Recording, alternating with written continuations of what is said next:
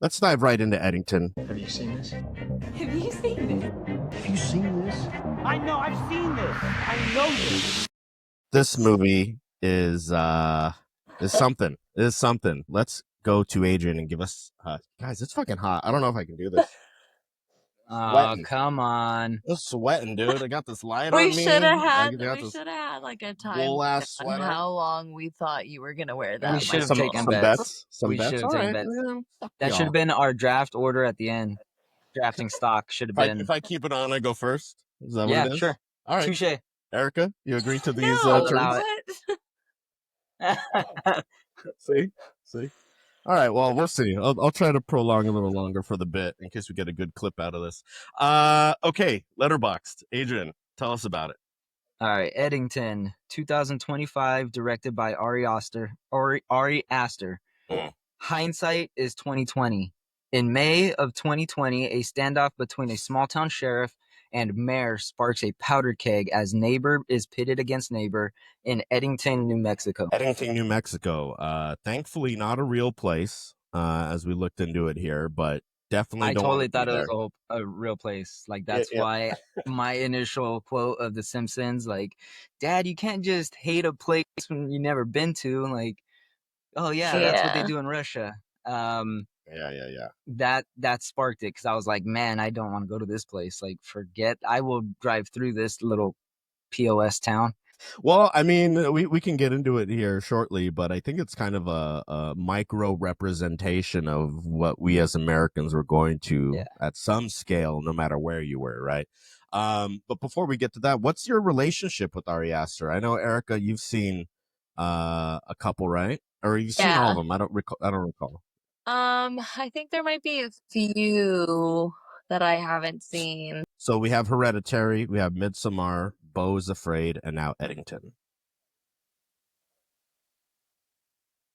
4. So how many have you seen, Erica? What have you seen? Tell me. Oh, I thought you were waiting for Adrian. Yeah, I've seen all of them. Definitely enjoy him. I want to say probably Midsommar is my favorite. Yeah. I kind of go between that and Hereditary. Hereditary for me, I definitely have to be in a certain mindset to watch. Whereas like Midsummer can kind of gets a pass every now and then.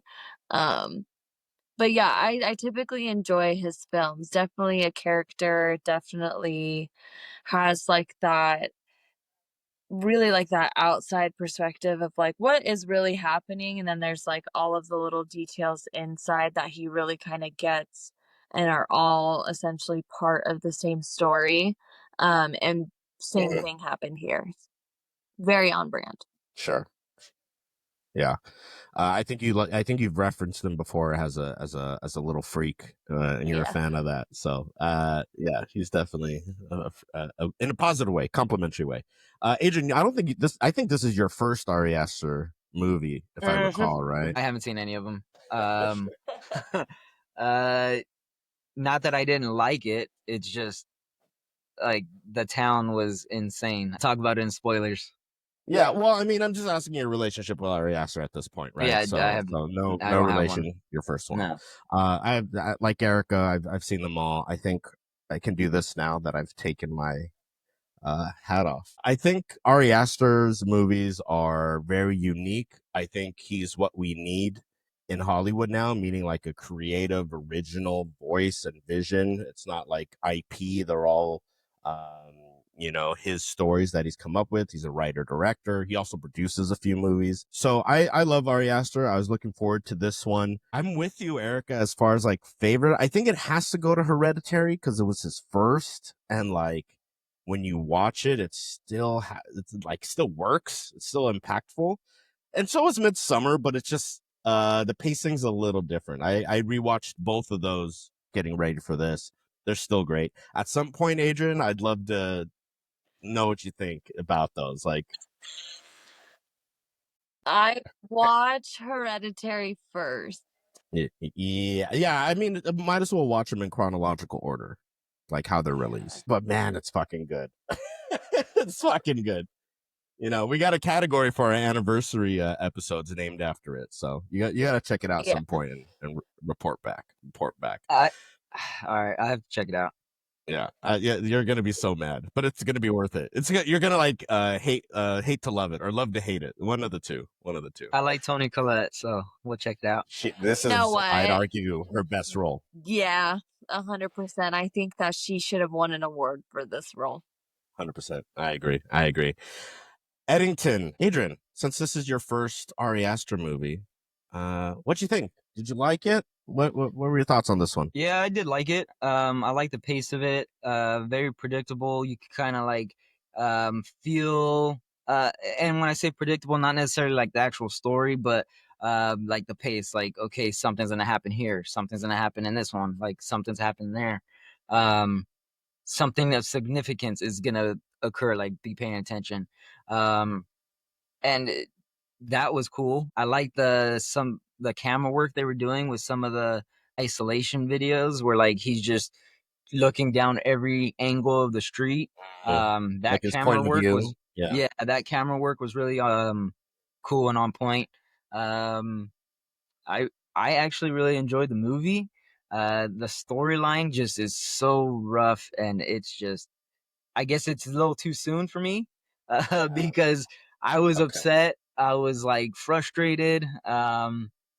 Yeah, it's a lot to take in. And this, Sure. I think on my letterbox review, it was something like the perfect storm of inhumanity. Just Mhm. it was terrible, Yeah. Yeah. and I thought it was a real place. So I was legit like, I don't There's the ever want to go there. there's a documentary. Yeah, Yeah. Yeah. I mean, listen, it's you're not alone in that. You know, kind of the buzz around this movie is very polarizing. Either people like really loved it, like calling this his masterpiece, whereas there's people that don't want to revisit 5 years ago and feel like it's, like you said, too soon. Erica, what do you think? Yeah, honestly, I'm gonna jump right into that same line of thinking is that this movie is absolutely brilliant if it were to Mm, maybe wait another 5 years to come out. Because I'm kind of in the same boat. Not that I was in a place where these issues were really happening so much. Living in the PNW really gives a lot of people some leeway when you're like out in spaces, essentially because there's so many like trails you can be on and be outside. So you're not doom scrolling as we see some of these people doing throughout the film. But yeah, it did actually feel for me a little bit too soon for us to be revisiting the chaos of mm. this. Well, so, but I guess so. What you're implying is that we need to wait a decade before we revisit a moment in history, right? no, I think we just need to be healed So before. because we haven't healed yet, Yeah, there's been no closure because it's still we're in it. like a thing that's still like going on. Like you're still like we're still not I being protected. We're still a victim in all this. We're still meet like propaganda, misinformation, like they're using the internet against us is the problem still, right? I mean, I would argue that this film needs a trigger warning for some people. You love 100%. your trigger. You love your No, trigger warnings. no, seriously, It's been a because while. We haven't had an yeah, Erica trigger warning in a while. Yeah. trigger warning. If you had a rough 2020 and we're not in a safe space, like this might be a movie that's maybe to be watched in the comfort of your own home, maybe not in the movie theater. Which sucks because we always want to Interesting. Why? encourage. Why that? Do you feel it's easier to process like triggers at home versus in theater? Is like Oh, why at home? absolutely. It's definitely Mm, easier to process triggers when you're in a safe space. And sometimes the movie theater is not a safe space, especially if you're going into this movie not knowing anything like I mm. did, because I didn't want to know anything about this. I think I watched like one trailer and that was like the first teaser that came out. But not knowing and going into it, I definitely left the theater with some heavy feelings. Sure. Yeah. I mean, there's a lot that happens in this movie, but before I share my thoughts, I think I'll bring in my special guest for you guys, who really summarizes kind of the themes of this movie and kind of what this movie shares. You guys may be familiar with this character. We've used him before, but a different rendition, and that is the Joker from The Dark Knight. Here he will explain my thoughts on Eddington. See, madness, as you know, is like gravity. All it takes is a little push. What a great fucking movie, first of all. Second of all, this movie is about being pushed to madness from various aspects within this community. People, like Adrian said, misinformation, going through unprecedented times, right? There's a part, this movie is essentially COVID times and kind of the policies that were enforced and lack thereof enforced, and people in power pushing back against the use of masks, for example, or the distance we had to have. These different things are all being examined here. And what I Now, think is currently, that's why I'm saying, like, it's not really solved, right? Nobody's really healed from that because we have no answer. Like, was it all a lie and we shouldn't have been wearing masks? It made no difference because how they were going to treat people didn't matter. They knew. Was it just this big conspiracy, or, were we legit not taking care proper protocols? Like, you guys should have been putting on masks and staying away. I'd say this. I enjoyed the film. I watched it twice. The first time, like with movies like this, I want to try to see twice. I did that with Superman, also a bit different, but the second time I sit down with it and really like take notes. I legit have my notebook here and fucking jotting down what I see. And with this one, the first time, to be honest, I was on a bit of a emotional high because I just opened an email where, have you seen this? We're coming to Toronto, baby. Toronto Film Festival. Seeing this is media accredited. Got our press pass. Well, I do. I'll be representing seeing this in Toronto. So keep an eye open and subscribe, so then you make sure to get all that when that comes in September. But nonetheless, I was on that high right before I watched this movie. So my brain was kind of already racing to then be brought down to ground and watch this. And I just think that upon second viewing, there's certain things that I didn't like more around the story, kind of what you're talking about, Adrian, like the plot points of certain characters and how certain characters were used.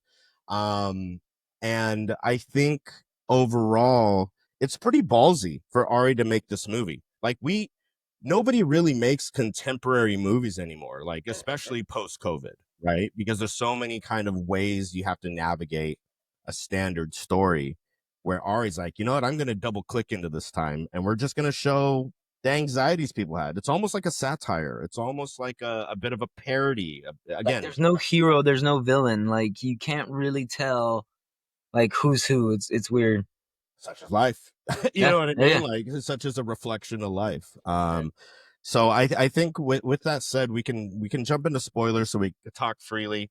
But before we do that, I want to mix things up and do our comedy scale first, so then we can see where we end up landing, and then we can explain a little bit more in spoilers. So our comedy scale.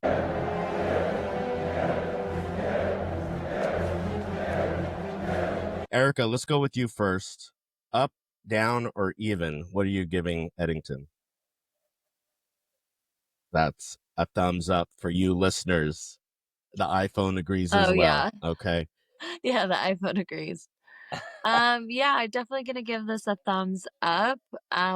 With an asterisk, obviously, just to make sure that people understand what kind of movie it is, To your point, I think this is one, like, years will go by, maybe a decade or two, and we'll look back at this and consider it a masterpiece. I think people are gonna appreciate it a lot more down the road. As it's gonna age well. Yeah. Well, Hopefully. the Lord knows where we'll be in another 5 years. Adrian, where are you going? Up, down, or even? I'm gonna go up. Up. Awesome. I enjoyed it. It was a little roller coaster. Like I said, you don't really know who the villain or the hero is. It's not like you got people that you're rooting for, because you're just like kind of laughing at the whole situation. So yeah, I enjoyed it. I had a fun time. Thumbs up. Awesome. Yeah. My first viewing, I was at a 3.5. Second viewing, I was at a 4 on Letterboxd. So I'm going up also. 3 thumbs up for this. Just one more point to what you said, Adrian, about not knowing the hero or the villain. I think it does a great job of each character has valid points. Each character is absolutely batshit crazy in their own way. You know what I mean? So it's like it's a balance of like Ari's not saying this is the right way. Like we probably all had thoughts that each character had. I don't know about the houseless guy in this movie, but we'll get into that with spoilers. Let's dive into spoilers with that.